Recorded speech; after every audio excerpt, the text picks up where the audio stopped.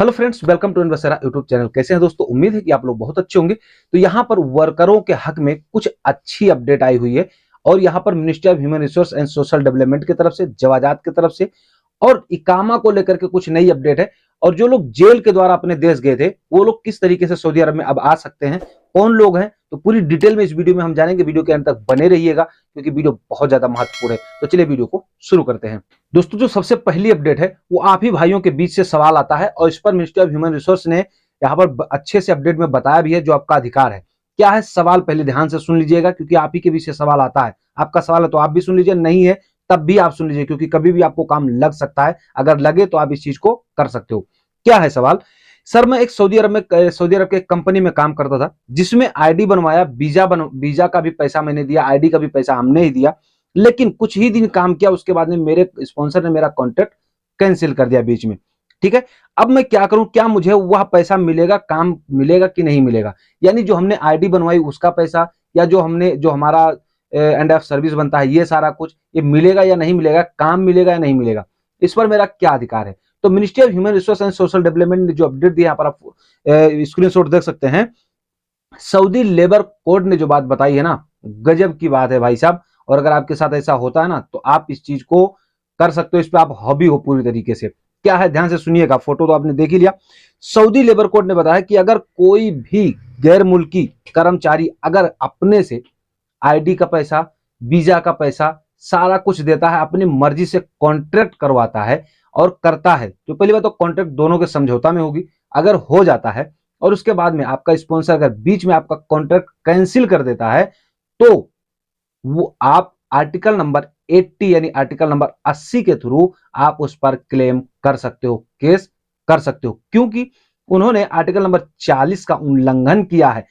तो इस चीज का ये आपका अधिकार है, आप उन पर हॉबी हो सकते हो और केस कर सकते हो, आपके ही हक में इसका फैसला भी होगा। अब दोस्तों, एक अपडेट है जवाजात की तरफ से जो कि सऊदी इकामा को लेकर के है। तो यहां पर बिना इकामा के सऊदी अरब में आप काम कर सकते हो। भाई ये बात मैं कह रहा हूं ना तो आपको भी अजीब लग रहा होगा, लेकिन पॉइंट सुनिए तब आप जाइएगा, इसे बीच में मत छोड़िएगा। जवाजात से किसी ने सवाल पूछा था कि सर, मैंने अपने वर्कर का एक इकामा रिन्यूअल किया, लेकिन इकामा रिन्यूअल करने के बाद में अब वहां पर डाउनलोड करने का ऑप्शन नहीं आ रहा है, यानी कार्ड हमको लेना है इकामा का, वो नहीं आ रहा। तो अब हमें क्या करना चाहिए? तो देखिए, यहां पर जो जवाजात ने अपडेट में बताया है वो ये बताया गया है कि अब सारा सिस्टम जो है इकामा के लिए ऑनलाइन कर दिया गया है और आपका इकामा खत्म अगर हो चुका है और आपने उसको दोबारा से ऑनलाइन रिन्यूअल किया है तो इकामा कार्ड रखने की जरूरत नहीं है। ठीक है, इकामा बनाने के लिए जो मोबाइल नंबर आपने अपडेट किया था उस मोबाइल नंबर पर एक नोटिफिकेशन यानी मैसेज आ जाएगा। उस मैसेज को आप कहीं भी अगर आपको कोई पकड़ता है ना तो उस मोबाइल नंबर के मतलब जो मैसेज है उसको दिखाकर आप बच सकते हो, यानी आपका टेंशन दूर हो जाएगा।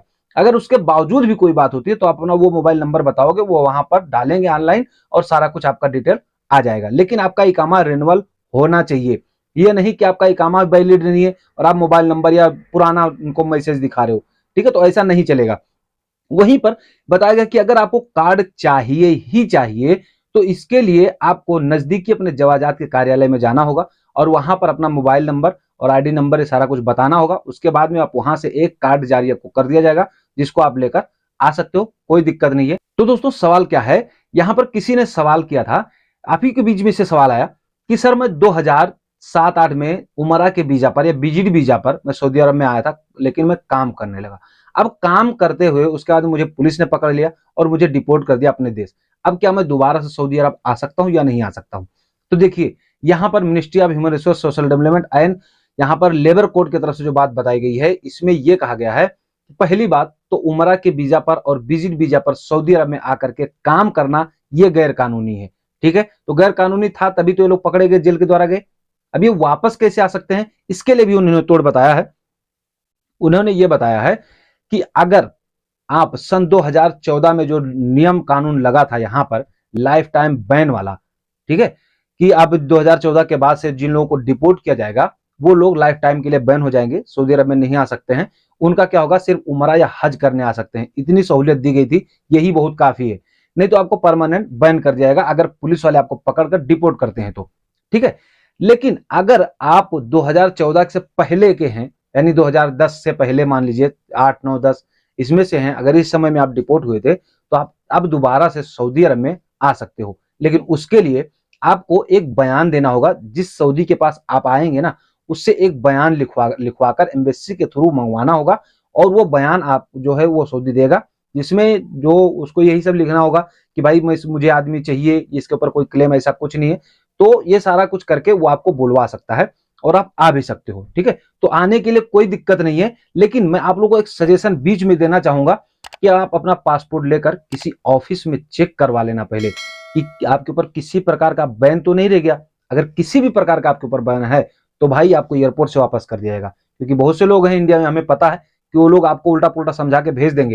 यहाँ से आओगे, एयरपोर्ट से वापस हो जाओगे, फिर सारा नुकसान आपका होगा। तो आई होप कि दोस्तों ये जानकारी आपको जरूर पसंद आएगी। वीडियो अगर अच्छा लगा तो लाइक करके भाई का अपने सपोर्ट कीजिएगा, और वीडियो को शेयर करना मत भूलिएगा। वीडियो को अगर फेसबुक पेज पर देखें तो प्लीज पेज को फॉलो कर लीजिएगा भाई।